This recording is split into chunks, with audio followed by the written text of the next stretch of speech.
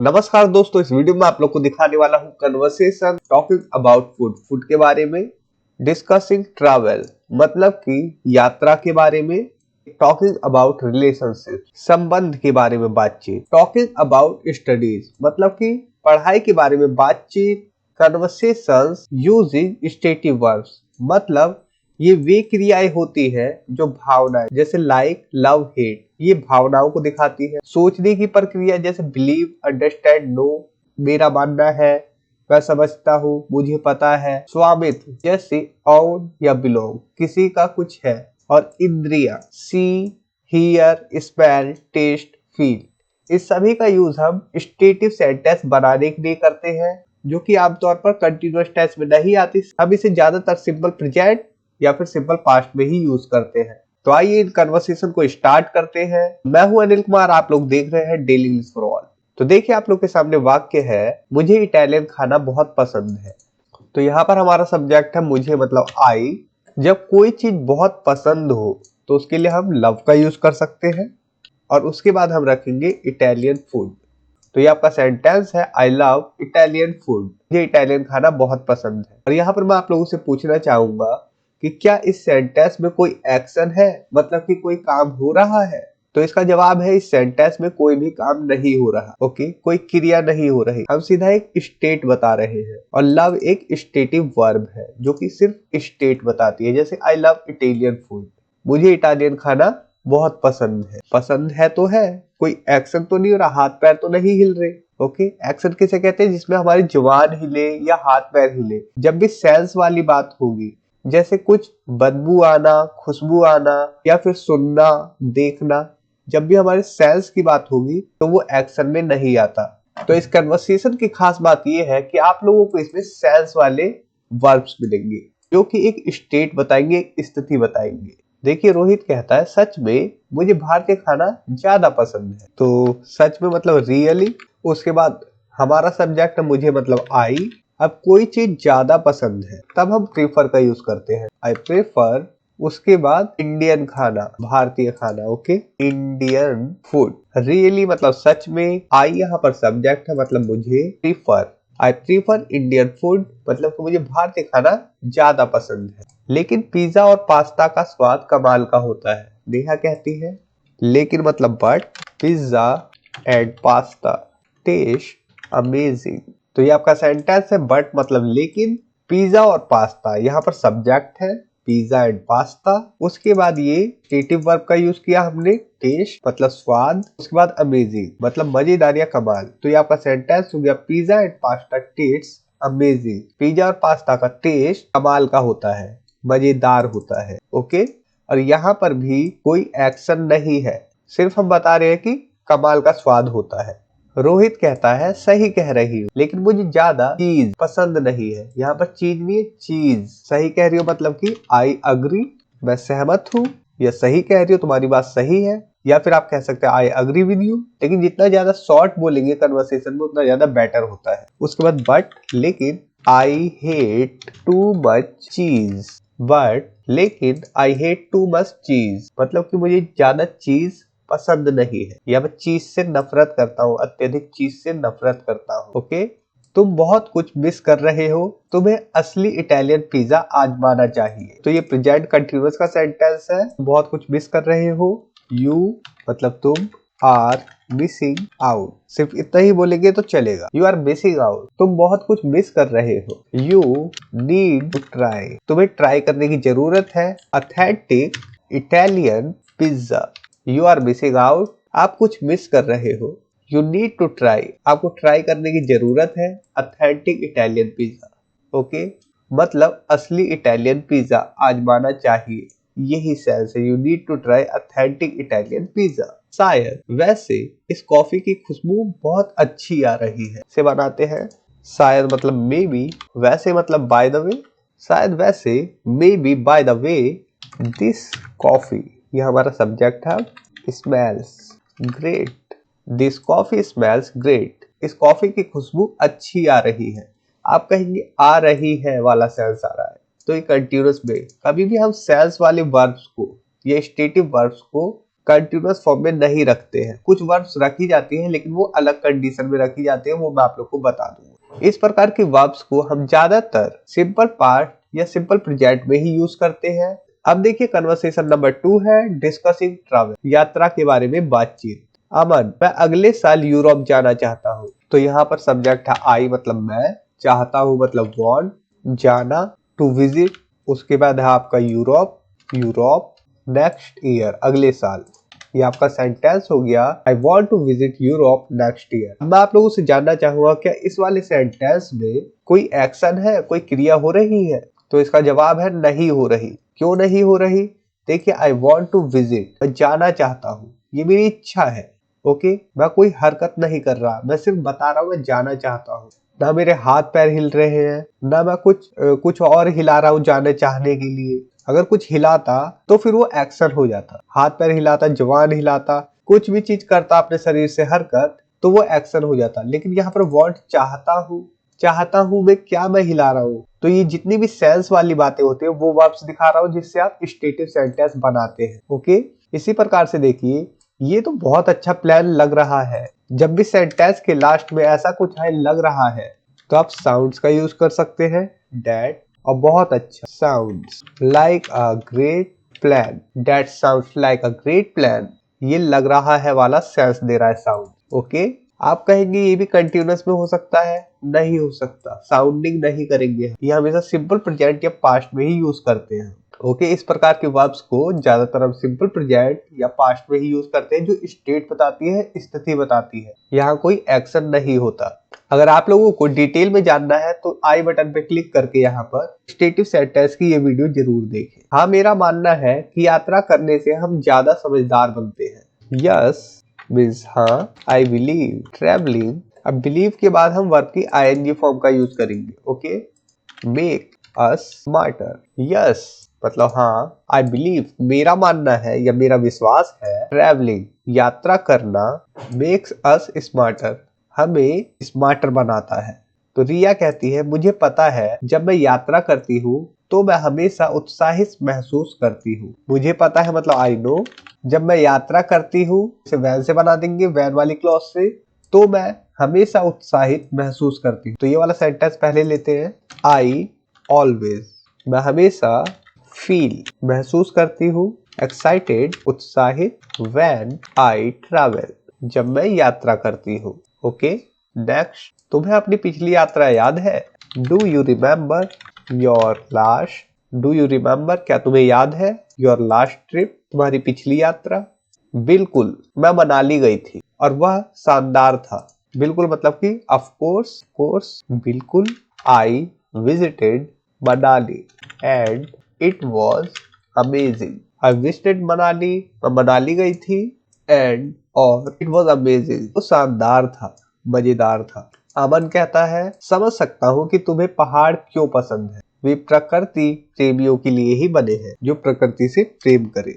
I understand, मैं समझ सकता हूँ, वाई कि क्यों या फिर क्यों, you love mountains, I understand मैं समझ सकता हूँ, वाई यू लव माउंटेन, कि तुम्हें माउंटेन्स क्यों पसंद है। माउंटेन्स मतलब पहाड़। Okay, they belong to nature lover, उनका संबंध प्रकृति से जो प्रेम करते हैं उनकी उनसे है, ऐसा सेंस है। Okay, they belong to nature lovers. अब थर्ड देखिए, कन्वर्सेशन टॉकिंग अबाउट रिलेशनशिप, रिश्तों के बारे में बातचीत।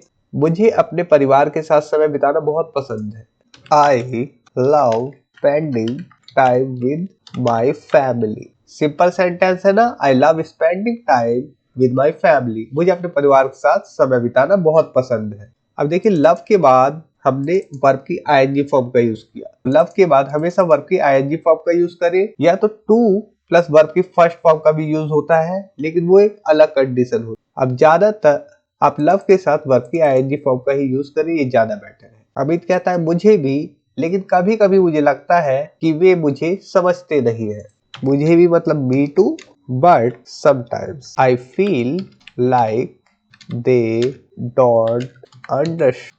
they don't understand me, मुझे भी me too, but sometimes लेकिन कभी कभी I feel like मुझे लगता है they don't understand me, वे मुझे नहीं समझते। तो ये आपका सेंटेंस हो गया। ऐसा होता है, मेरा मानना है कि हर परिवार में कुछ मतभेद होते हैं। ऐसा होता है मतलब कि that happens, I believe, मेरा मानना है या मुझे विश्वास है, every family has some differences। that happens, ऐसा होता है, I believe, मेरा मानना है, every family, हर परिवार, has some differences, कुछ मतभेद होते हैं, कुछ अलग होते हैं, डिफरेंसेस होते हैं। हाँ, लेकिन मुझे पता है कि वे मेरी परवाह करते हैं। यस बट आई नो, हाँ मुझे पता है, दे केयर अबाउट मी, तो ये मेरी परवाह करते हैं। I know they care about me, ये पूरा का पूरा एक ऑब्जेक्ट की तरह यूज हो रहा है। उम्मीद है ये आप लोग को क्लॉज के बारे में पता होगा।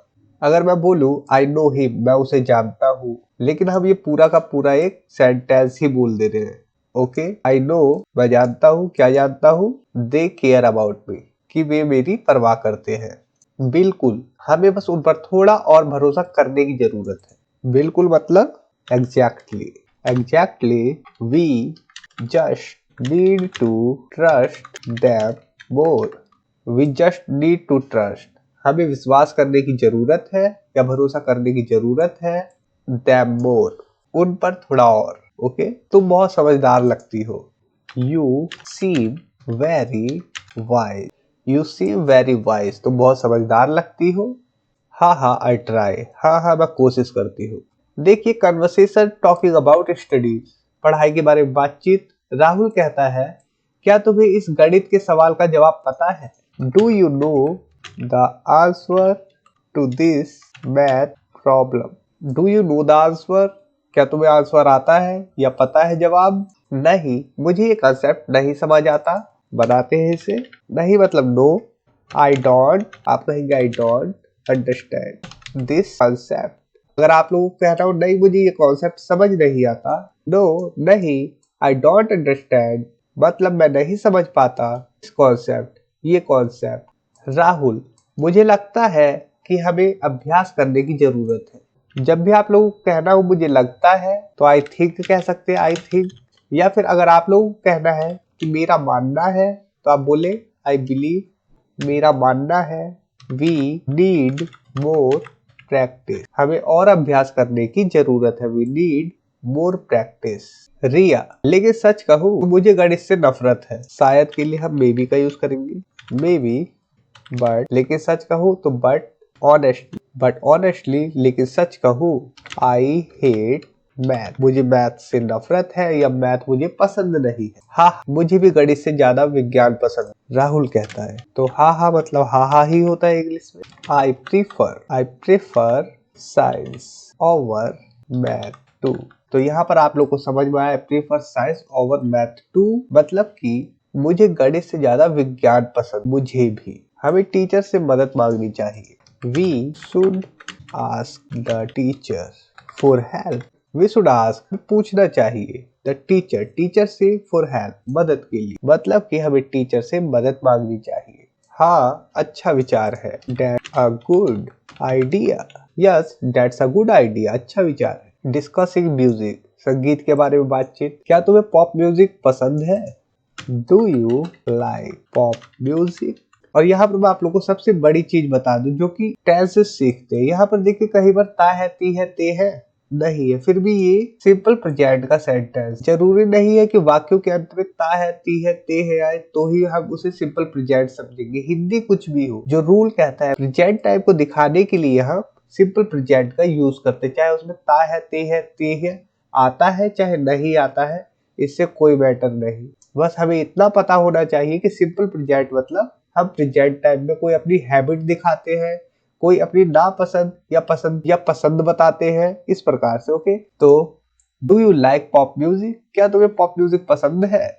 यस आई, तो इसे बनाते हैं यस, हाँ आई लव इट, हाँ मुझे बहुत पसंद। ये बहुत एनर्जेटिक लगता है, तो it sound so energetic. Okay, यहाँ साउंड्स जो है ये लगता है वाला सेंस देता है, या लग रहा है।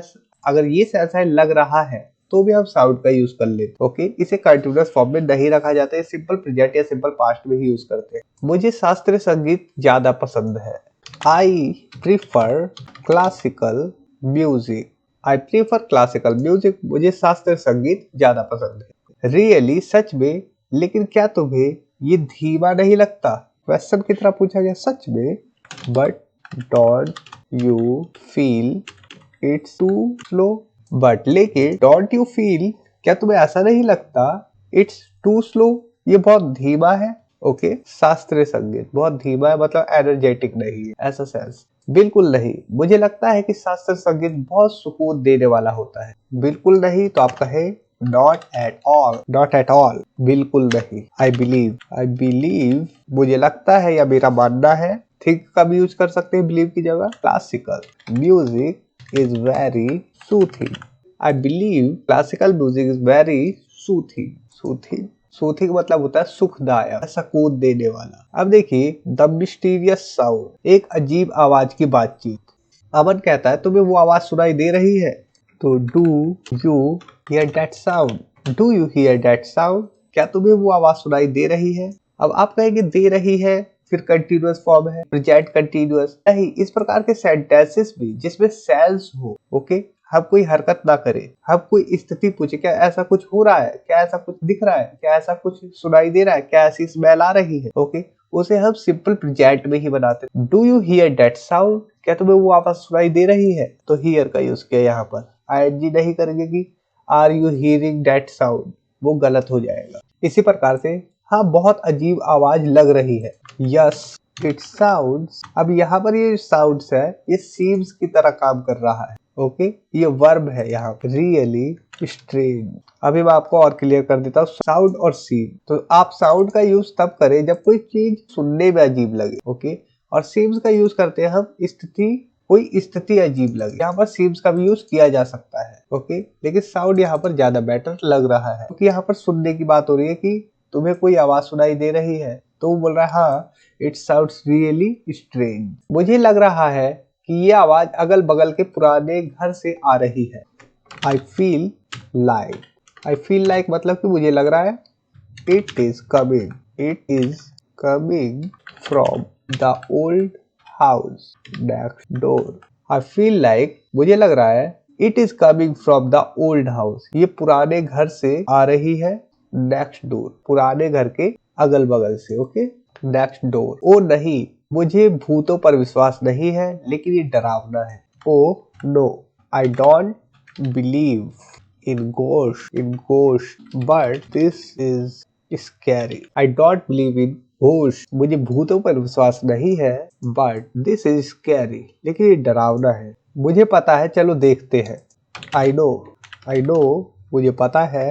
लेट्स चेक इट आउट, चलो देखते हैं। लेट्स चेक इट आउट, नहीं बिल्कुल नहीं, तुम अकेले जाओ। जब ऐसा कह रहा हो, नहीं बिल्कुल नहीं, तुम अकेले जाओ। नो वे,